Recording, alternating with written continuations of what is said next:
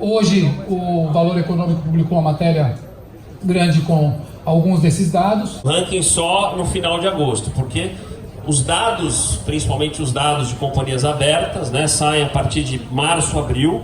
A partir daí é feito toda uma coleta. Vocês estão olhando para o dado ali, quase 65 mil lojas, ou seja, é um universo representativo por ano. Vou repetir, 126 empresas com faturamento superior a R$1 bilhão. Como eu coloquei, grande parte dessas 126 são número de funcionários, número de lojas, faturamento por loja, faturamento por funcionário, GPA, via varejo, e assim vai descendo por faturamento bruto listado em 2018. 15 e 16 foram anos muito duros.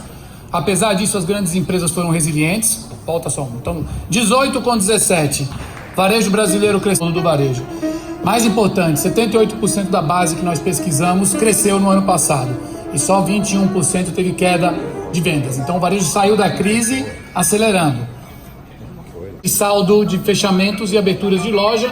Mais importante, tendo mais do que a média do varejo e com crescimento acima da inflação razoável para um ano que não foi um ano de grandes comemorações no ano passado, mas também aceleraram o processo de expansão. Produtividade, essa é uma agenda que foi carregada da crise e não terminou com ela. As empresas estão persistindo no esforço de fazer mais com menos. Inflação significa que as grandes empresas continuam aumentando a eficiência e a produtividade nas suas operações. Continuamos com um varejo muito desconcentrado, fragmentado e regionalizado. As 100 maiores do nosso ranking fazem 1/3 do varejo brasileiro. Isso é o que faz o Walmart no México sozinho. Então nós temos ainda um varejo com muito espaço, muito regionalismo e muita relevância. E é isso que nós mostramos. Por isso que a gente fala da importância dos dados primários. A gente traz à tona quem são essas empresas que, apesar de não estarem muitas vezes no holofote, são muito representativas em âmbito regional. E quando a gente olha a quebra de cobertura geográfica, nós temos 42% dessas empresas só operam em um estado. Nosso varejo ainda é um varejo muito regional. Nós só temos 13% da base do ranking, então somos das maiores do Brasil, cobrindo todos os estados, não todo o território, obviamente, todos os estados do país. Da nossa base de varejistas não ligados ao segmento de supermercados, que já operam de alguma maneira no sistema de franchising.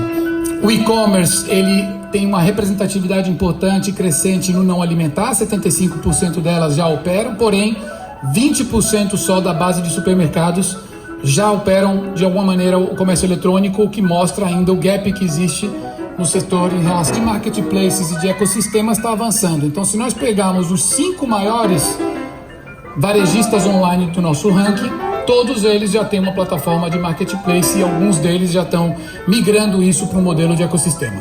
A gente recuou em termos de varejo brasileiro durante a crise, quanto que a gente já recuperou. Então a análise é muito simples. A gente, em dezembro de 2014, a gente adotar uma base 100, em 15 e 16 o varejo caiu 6, quase 11%. Então a gente terminou 2016, o que era a base 100 virou 89%. Durante 17 e 18 se recuperou uma parte. Mas se eu tomar aquela mesma base 100 de dezembro de 2014, nós estamos em 94%. Ou seja, a gente teria que crescer aí aproximadamente 6% para o varejo voltar aos patamares pré-crise de dezembro de 2014.